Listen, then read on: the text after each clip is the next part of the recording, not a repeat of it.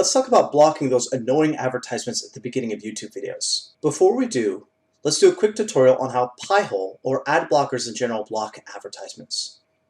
When you want to visit a site, you're not visiting a name like reddit.com, you're visiting an IP address.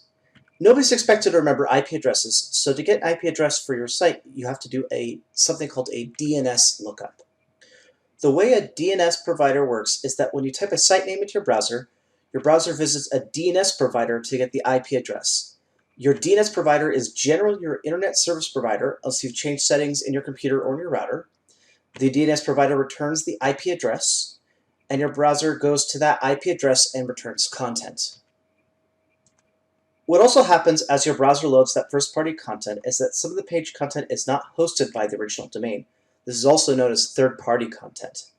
This non-hosted content can be anything from images to videos to advertisements.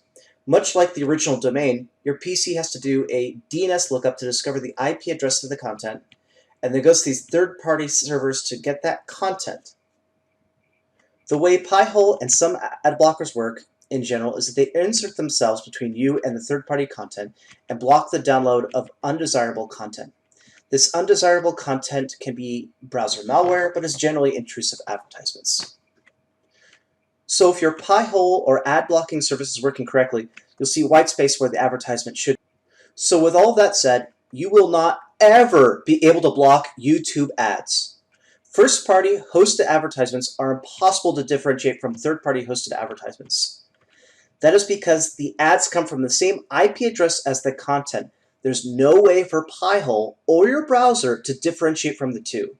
To your ad blocker, a YouTube video is a YouTube video, regardless of whether that video is an advertisement or the original content you were looking to watch. Sorry, I know it's not what you want to hear, but YouTube ads are just sort of going to be a thing for a little while.